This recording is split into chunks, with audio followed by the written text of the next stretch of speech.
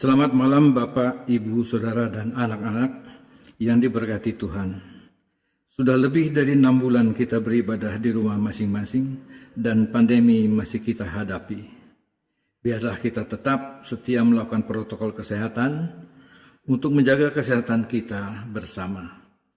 Marilah kita siapkan hati dan pikiran kita untuk memasuki persekutuan dengan Tuhan.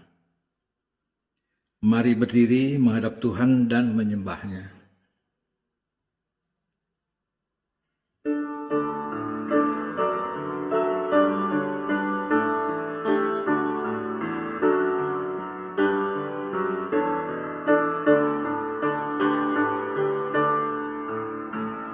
Bersoraklah hai alam semesta, Kau Allahku. Di langit bergema pujian yang megah, dan bumi pun penuh pujian yang merdu. Bersoraklah hai alam semesta,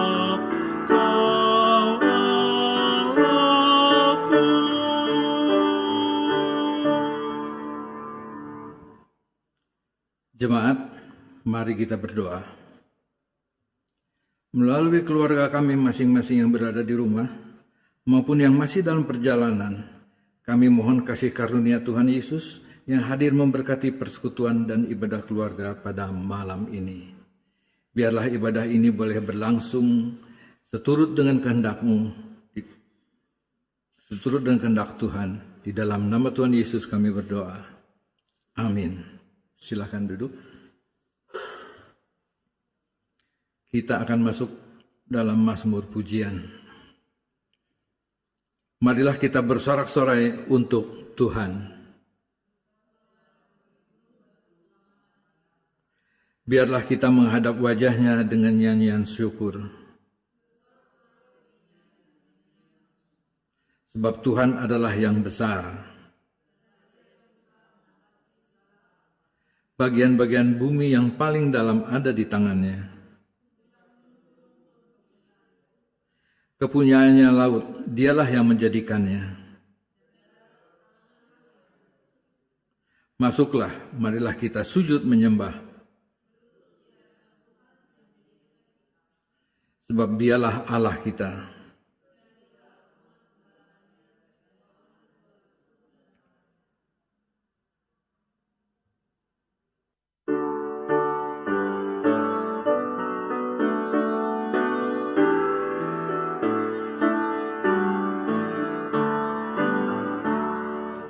Yesus Tuhanku, Dialah segalanya.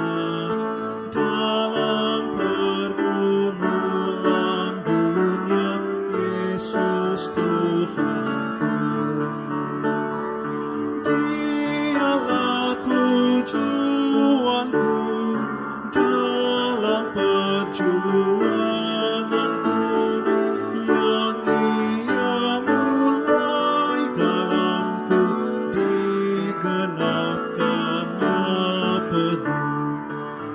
Yesus Tuhanku, Dialah segalanya. Dalam pergumulan dunia, Yesus Tuhanku.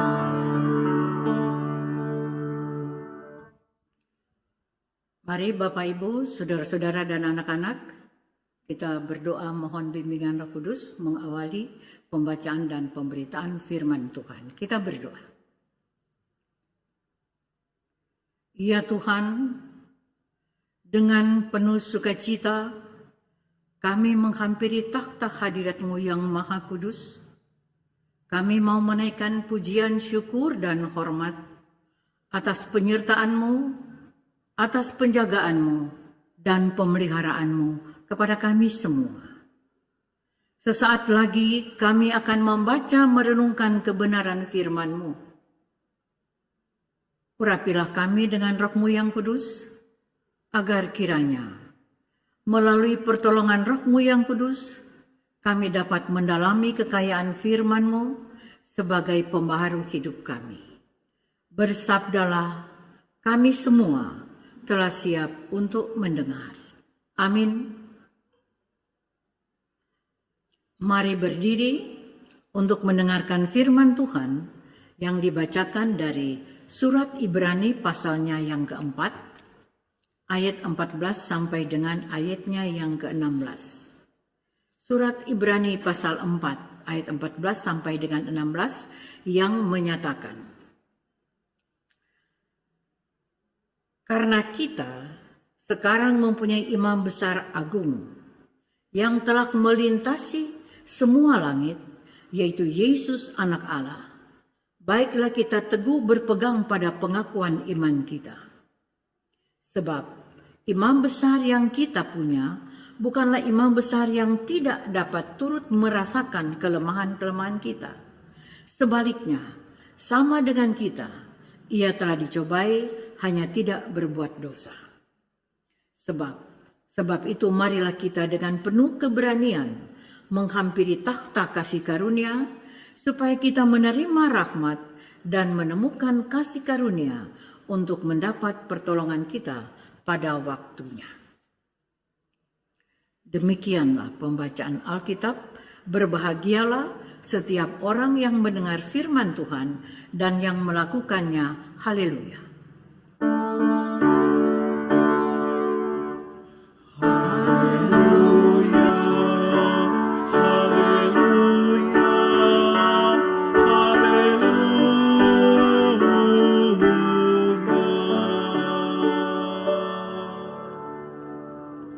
Silakan duduk. Umat yang Tuhan Yesus kasihi, atau Bapak Ibu, saudara-saudara dan anak-anak yang sama Tuhan Yesus kasihi. Adapun tema daripada ibadah keluarga pada malam ini diambil dari ayatnya yang ke-14, yaitu Yesus Imam Besar Agung. Imam di kalangan umat Israel merupakan jabatan yang sangat penting dan sangat berperan. Karena apa? Karena seorang imam mempunyai tugas untuk mewakili umat manusia dan dirinya sendiri, mempersembahkan korban sebagai korban perdamaian untuk menebus dosa-dosa manusia di hadapan Allah. Itulah sebabnya seorang imam adalah orang yang dipilih oleh Allah dan orang yang diurapi. Mari kita baca di dalam Keluaran pasalnya yang ke-28 ayat 1 sampai dengan 4 dan Keluaran 29 ayatnya yang ke-7 yang menyatakan, engkau harus menyuruh abangmu Harun bersama-sama dengan anak-anaknya datang kepadamu dari tengah-tengah orang Israel untuk memegang jabatan imam bagiku.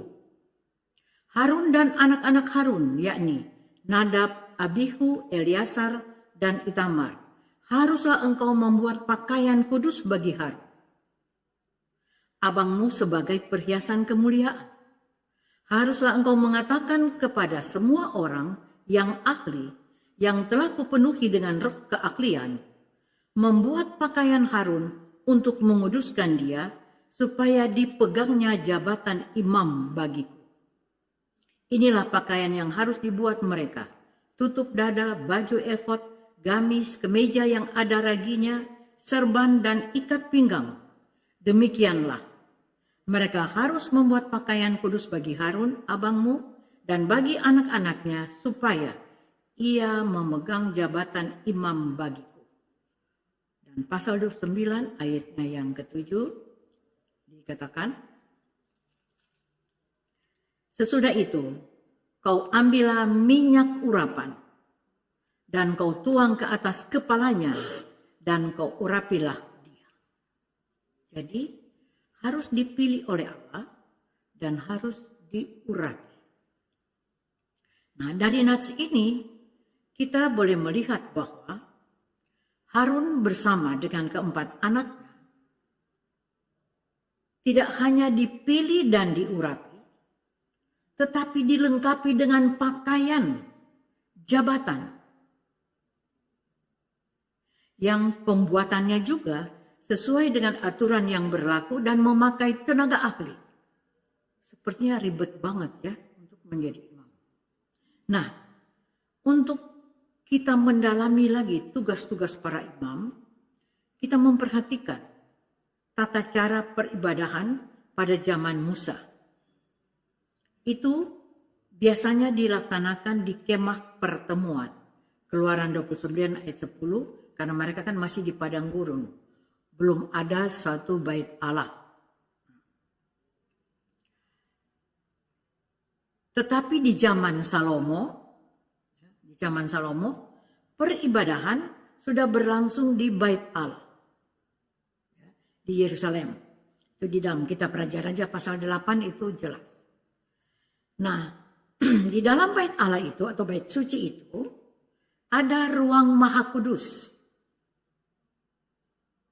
Di ruang Maha Kudus itu diletakkanlah tabut perjanjian itu.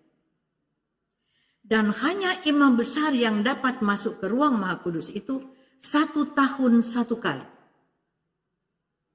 Untuk mempersembahkan korban persembahan. Nah, di dalam perjanjian baru,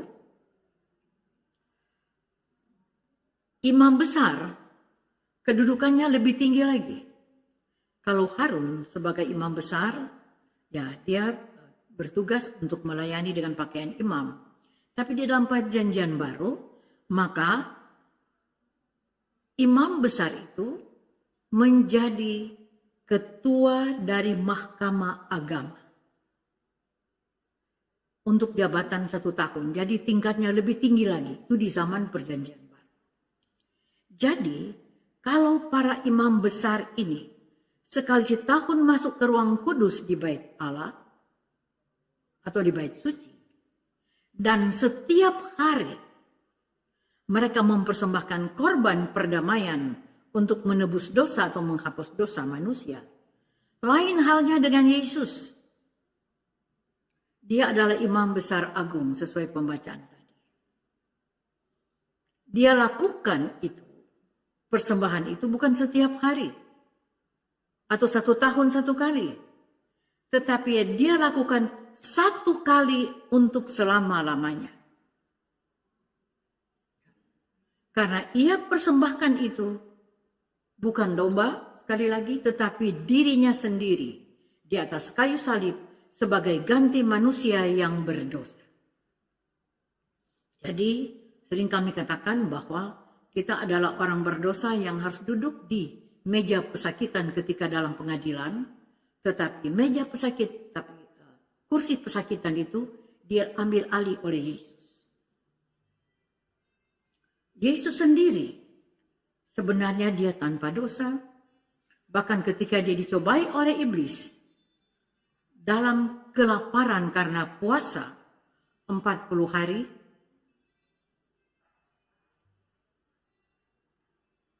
dia tidak makan minum.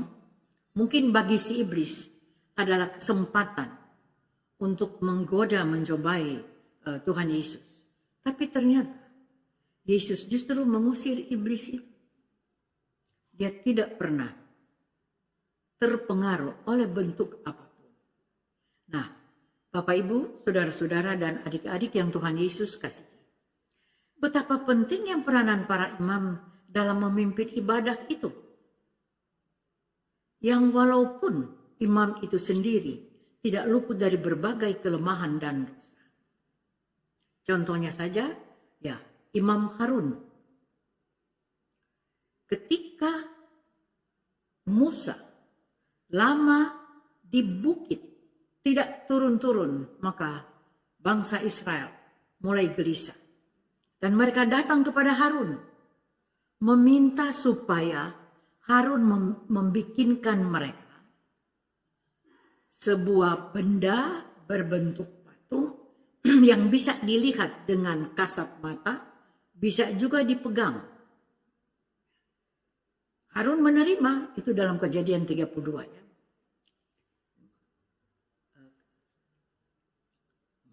Keluaran 32 bukan Kejadian 32. Keluaran 32 anak lembu emas. Nah, singkat cerita, Harun menyetujui. Dan ia meminta kepada para ibu-ibu yang suka pakai emas, kan memang orang Israel kaya dengan batu-batuan dan benda-benda yang berharga. Sampai kepada anak-anak, semua emas dikumpulkan. Kita bisa bayangkan itu bisa berbentuk seekor lembu. Mau lembu kecil ataupun besar, tapi yang kecil saja sudah beberapa kilogram emas itu kalau dikumpulkan. Nah, Harun ini membuat, tidak dijelaskan cara membuatnya, tapi pokoknya dia membuat anak lembu emas. Lalu dikatakan bahwa dalam ayat yang keempat, baca sendiri di rumah, umat itu sangat bangga dengan hasil buatan si Harun. Padahal dia seorang imam. Dia tahu itu berhala, kenapa dilakukan? Mereka berteriak, ini bangsa Israel saling berteriak. Hai Israel, inilah Allahmu yang telah menuntun engkau keluar dari tanah Mesir. Pasal 32 ayat 4 bagian akhir. Anehnya lagi, Harun sebagai imam tertarik dengan sukacita yang ada pada umat Israel itu. Karena mereka gembira, senang dengan hasil buatan Harun. Lalu si Harun tanpa berpikir panjang membuat lagi mezbah sebagai tempat persembahan di depan patung anak domba itu. Lalu di dalam itu ayat 5 sampai 6, lalu Harun bilang begini, benar, besok hari raya bagi Tuhan. Jadi mereka betul-betul bangun pagi-pagi, bikin persiapan, memasak. Lalu mereka makan bersama dan minum untuk merayakan. Mereka mempersembahkan korban persembahan, korban keselamatan, dan duduk makan dengan gembira. Luar biasa. Mereka lupa bahwa setiap apa yang mereka lakukan di mata Tuhan pasti punya akibat. Oleh karena itu, Tuhan selanjutnya mempertegas, memberitahu kepada Musa, hai Musa, ayat 7 sampai 11, 12, kamu turun lihat, abangmu Harun sudah melakukan apa yang tidak benar. Musa turun, dia melihat apa yang bangsa ini, orang Israel lakukan sebagai bangsa yang tegar tengkok. Dan Allah sudah mengatakan bahwa mereka akan kubinasakan. Tetapi dalam ayat 11, karena telah menyimpang dari iman, kalau dalam ayat 11 itu, Musa meminta tolong, melunakkan hati Tuhan. Tuhan jangan kasihan mereka. Mereka adalah, Harun adalah abangku, anak-anaknya keponakanku, ya kira-kira seperti itulah. Dan umat Israel yang engkau sudah tuntun dari tanah perbudakan, dan sekarang dalam persiapan memasuki tanah Kanaan. Nah, di sini menggambarkan bahwa walaupun imam itu punya derajat rohani yang tinggi, mungkin dibandingkan dengan umat Israel yang lain, tetapi namanya manusia berasal dari debu, tetap memiliki kelemahan dan dosa. Nah, kalau dalam perjanjian lama, maka imam besar Harun juga menyimpang dari imannya kepada Tuhan, maka di dalam perjanjian baru yang tadi kami sudah sampaikan, yaitu ketika Yesus diadili, ada Hanas dan Imam Kayafas. Imam Kayafas sebagai imam besar. Semua sama, bahwa ketika Yesus diadili oleh mahkamah agama, ya dalam Yohanes 18 ayat 13 dan seterusnya, di situ jelas sekali bahwa mereka itu dari keturunan Lewi juga. Mereka itulah petugas-petugas bait Allah, pokoknya rohaniawan. Nah, ternyata singkat cerita bahwa Hanas sebagai imam besar, Kayafas sebagai imam besar dan ketua mahkamah agama, dia yang mempropaganda, ya sebagai provokator untuk menyuruh orang-orang Yahudi ini untuk menyeret Yesus dibawa ke mahkamah agama. Jadi dia tidak berdoa untuk mereka kalau boleh jangan, dia justru yang menyuruh. Itu kan perbuatan yang tidak terpuji. Itu membawa kepada pembunuhan. Nah, jadi sama-sama mereka adalah imam besar. Jadi menunjukkan bahwa mereka itu adalah manusia yang penuh dengan dosa, penuh dengan kekurangan dan kelemahan. Nah, di dalam pembacaan tadi dikatakan Yesus sebagai imam besar agung. Mengapa Yesus disebut sebagai imam besar agung? Karena dia mempersembahkan dirinya ya, sebagai korban penghapus dosa untuk manusia. Jadi tidak memakai hewan. Yang kedua, Yesus sebagai perantara antara Allah dan manusia telah memperdamaikan dirinya ya, melalui kematian dan kebangkitannya, bahkan sebelum awal tiba dalam Yohanes 17 ayat 1 dan 2 sampai seterusnya. Yesus ternyata telah menjadi pendoa syafaat buat dunia, bukan hanya murid-muridnya saja, tetapi buat dunia, buat gereja-gereja yang akan datang, mereka-mereka yang menjadi percaya. Jadi Yesus menjadi pendoa syafaat, seperti imam-imam juga pendoa syafaat. Dan yang ketiga, dia adalah imam sempurna, karena apa? Dia tanpa cacat celah. Ketika dia dicobai, dia tetap tidak menuruti apa kata iblis. Dia imam sejati, karena sifatnya abadi. Karena apa? Di dalam ayat 15, terusnya dikatakan, ia turut merasakan kelemahan-kelemahan manusia. Jadi ketika dia sedang menyampaikan doa kepada Bapanya di surga, dia tahu kelemahan-kelemahan murid-muridnya, keterbatasan mereka, dan manusia-manusia kemudian yang percaya kepadanya. Karena mereka adalah manusia, bukan malaikat. Nah, sehingga dalam kelemahan-kelemahan itulah Yesus rela menanggung siksa dan pengorbanan itu adalah demi pengampunan dosa manusia. Yang keempat, Yesus setelah kebangkitannya dan kenaikannya ke surga, dia tetap hidup selama-lamanya. Berbeda dengan imam-imam termasuk imam kepala seperti Kayafas dan juga Harun. Mereka setelah mati sudah selesai. Tapi Yesus ketika dia mati, dia bangkit naik ke surga dan tetap hidup selama-lamanya. Dan dia menjadi imam sampai sekarang. Menjadi pendoa syafaat buat seluruh gereja. Ya. Untuk semua orang yang dengan imannya mau datang ke hadirat Allah melalui Yesus Kristus. Itu di dalam Ibrani 7:25 dan seterusnya. Bisa kita baca. Jadi disitulah perbedaan yang luar biasa. Nah Bapak Ibu dan saudara-saudara dan adik-adik yang Tuhan Yesus kasihi.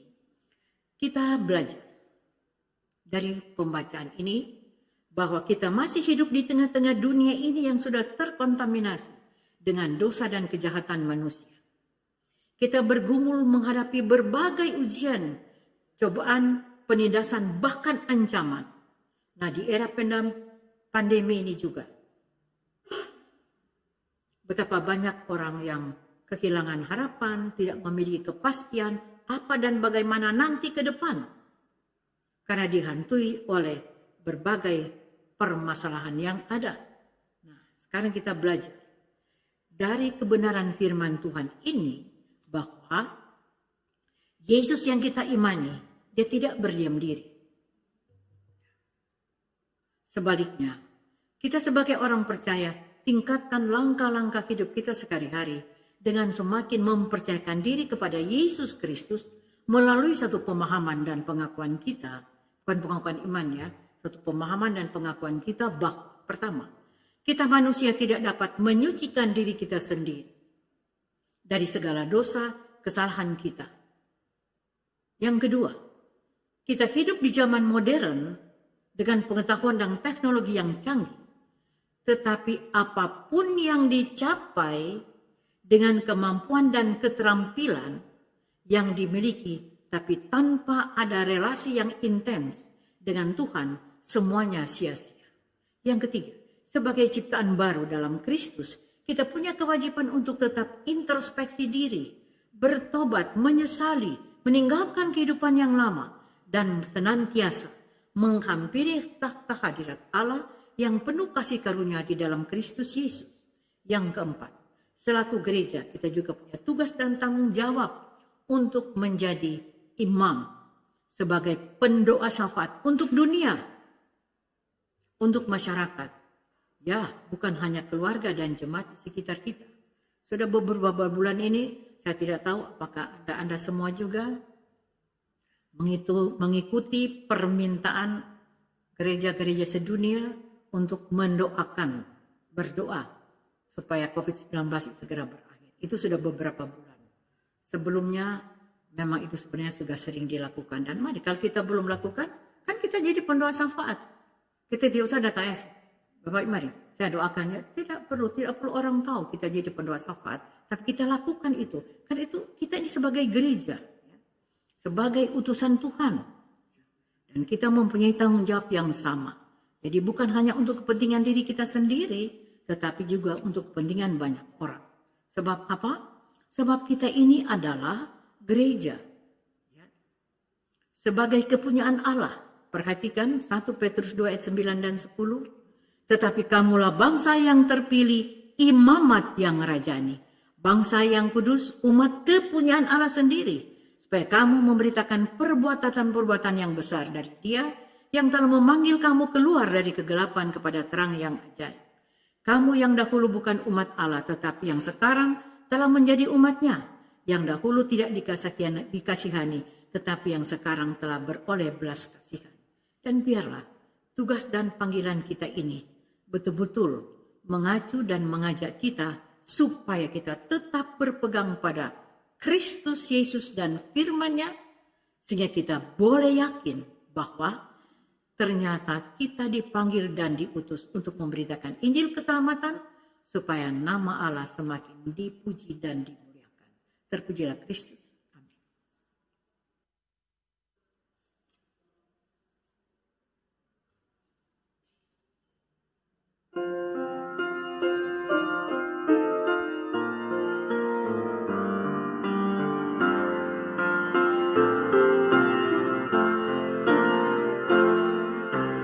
Jika oleh pencobaan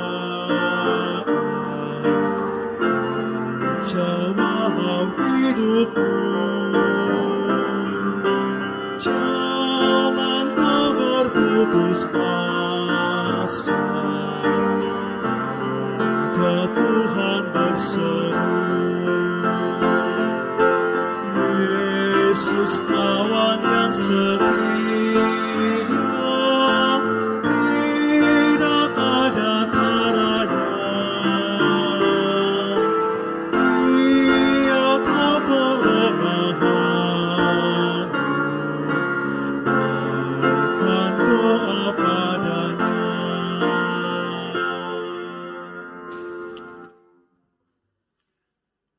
Mari kita satu dalam doa. Terpujilah nama-Mu ya Allah dari kekal sampai kekal.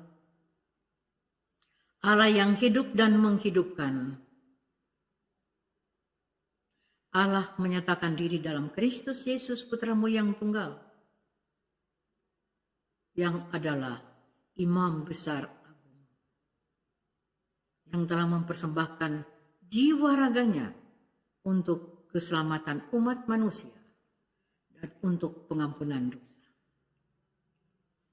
Lewat kebenaran firman-Mu sesaat yang lalu, kiranya semakin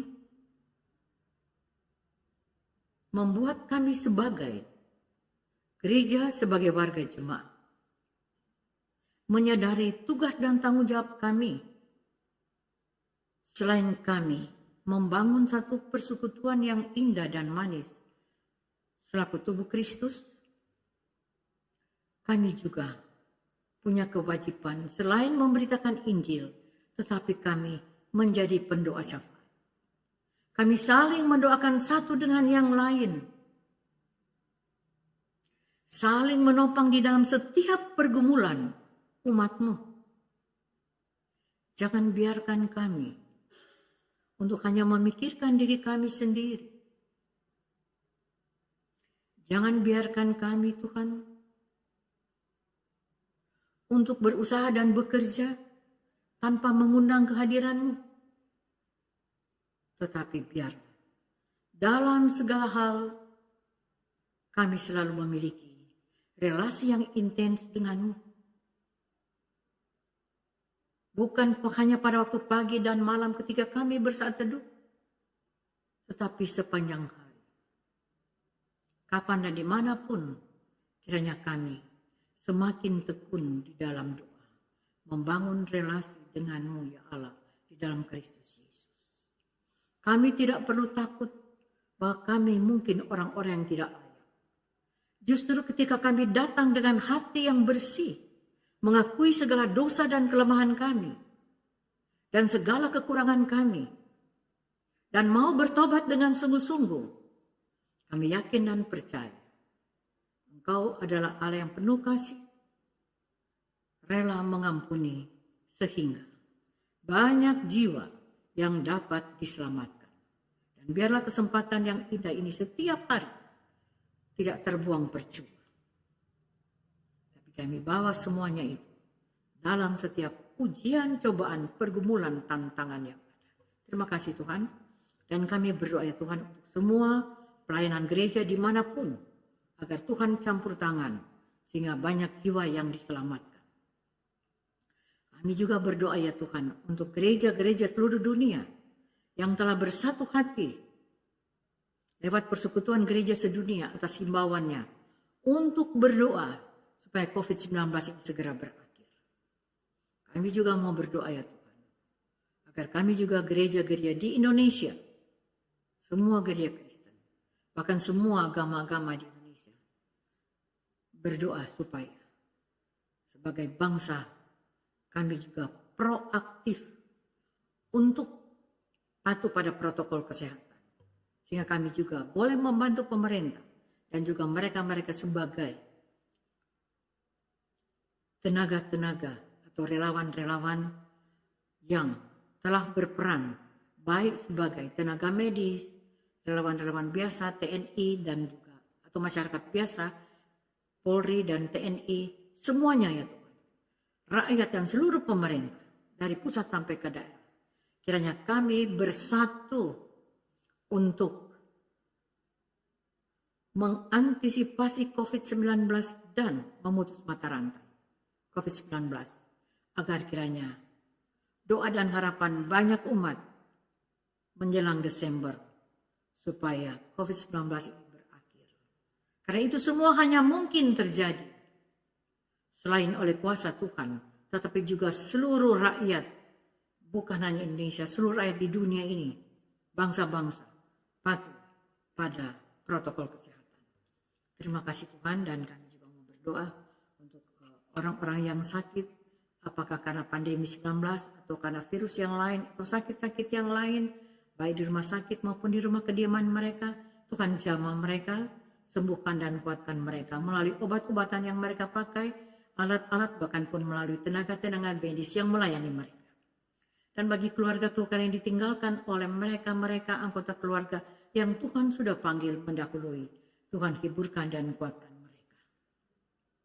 Kami juga berdoa ya Tuhan pada kesempatan ini untuk saudara-saudara kami yang sakit di tengah-tengah jemaat-Mu, Ibu Irene Esther Pangalila, Diaken Nyonya Delvi Kota Barat, Bapak Hatibi, Ibu Dursila Kasih, Diaken Saham Haryanja, Sabam Haryanja, Ibu Barbara Tyson, Ibu Mulyono, Bapak Lazarus Dun, Ibu Dejo Venas, Tua Edan, Bapak Sukarjo, Ibu Dimu Kris, Saudari Ririn Suwarno, Bapak Berti Langitan, Ibu Rit Kandio, Ibu Alicia Sopranit Dewa Kebesi, dan Ibu Liki Tuhumuri. Dan mungkin masih ada juga saudara-saudara kami yang lain yang tidak dapat kami sebutkan satu demi satu. Kiranya Tuhan kasihani mereka, sembuhkan mereka, dan kuatkan iman percaya mereka, agar mereka dapat beraktivitas lagi seperti sedia kala. Kami berdoa ya Tuhan untuk jemaat Cinere, para presbiter, para pendeta, dan para presbiter, pengurus pelkat, komisi-komisi, tim kerja, panitia pembangunan gereja, dan seluruh warga jemaat. Supaya kami bergandengan tangan ya Tuhan, untuk terlibat dalam segala bentuk pelayanan, dan melalui semuanya ini, nama Tuhan semakin dipuji dan dibesarkan. Kami berdoa juga pada saat ini untuk pianis, prokantor, dan juga presbiter yang bertugas, dan juga saudara-saudara yang menjadi petugas multimedia. Kiranya Tuhan memberkati kami semua dalam segala hal, dalam tugas dan tanggung jawab kami untuk berperan di tengah-tengah pelayanan. Kami berdoa juga Tuhan untuk karyawan-karyawati kantor gereja yang berupaya keras untuk mengerjakan tugas dan tanggung jawab mereka.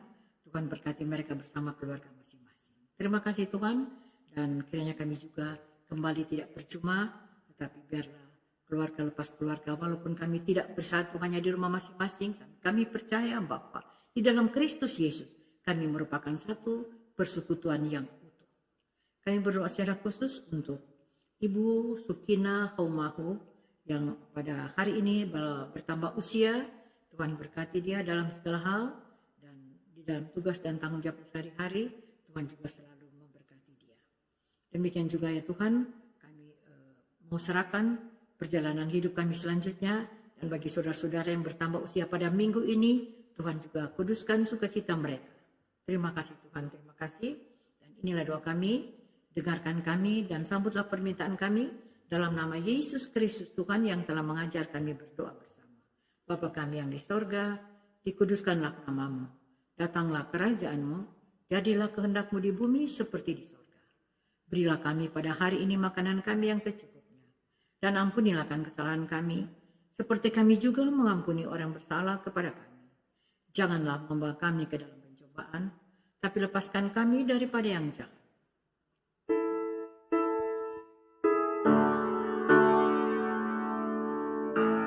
Karena Engkaulah yang mempunyai kerajaan dan kuasa dan kemuliaan sampai selama-lamanya.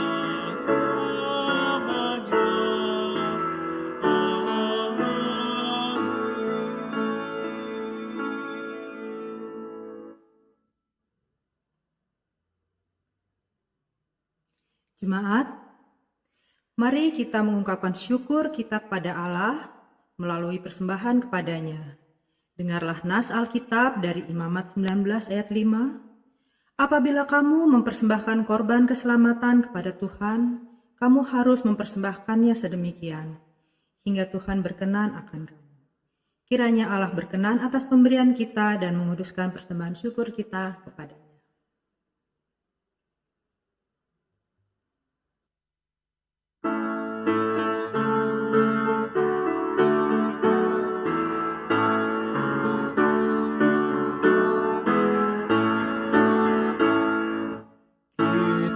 Syukur kepada Tuhan sambil bawa persembahan kepada-Nya, sebab Dia baik, abadi kasih-Nya, sebab Dia baik, abadi kasih-Nya.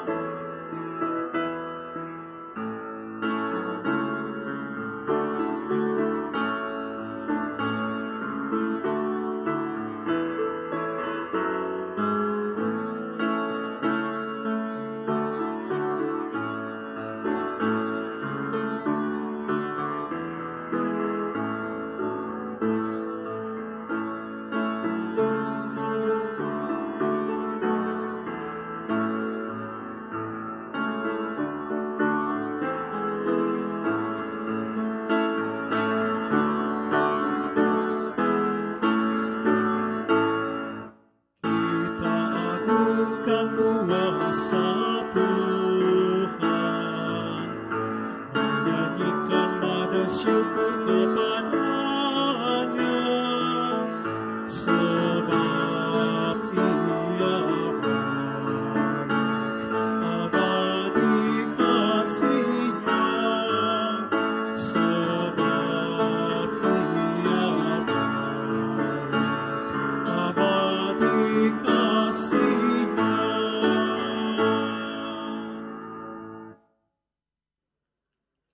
Jemaat, mari berdiri untuk menyerahkan persembahan ini kepada Tuhan dalam doa syukur bersama.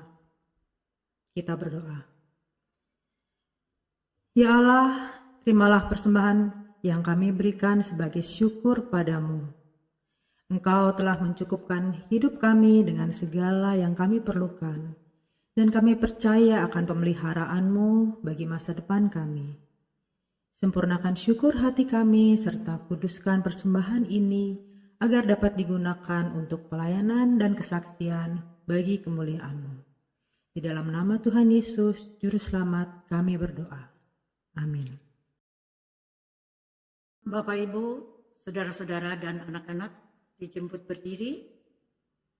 Mari kita kembali dalam kehidupan kita sehari-hari dan melakukan kebenaran firman Tuhan yang sudah kita dengarkan bersama dengan tetap mengingat bahwa Kristus Yesus yang bersemayam di dalam surga sedang berdoa untuk dunia, untuk gereja-gereja, untuk saudara-saudara dan saya sebagai imam besar agung. Supaya gereja-gereja sedunia juga menjadi imam bagi masyarakat, bagi dunia. Dengan saling mendoakan dan saling melayani dan tetap menjadi pendoa syafaat. Kita memuji Tuhan dari Kidung Jemaat 438, bait yang ketiga.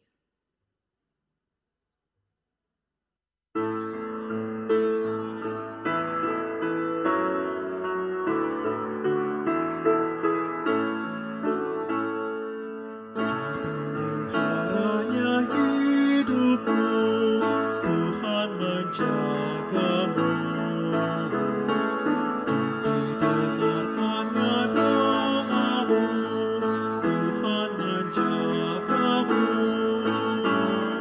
Tuhan menjagamu, waktu tenang atau tegang,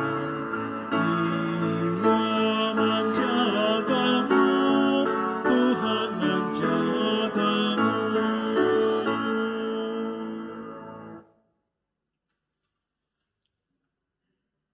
Arahkanlah hatimu dan pikiranmu kepada Tuhan dan terimalah berkat-Nya. Tuhan memberkati engkau dan melindungi engkau. Tuhan menyinari engkau dengan wajah-Nya dan memberi engkau kasih karunia. Tuhan menghadapkan wajah-Nya kepadamu dan memberi engkau damai sejahtera.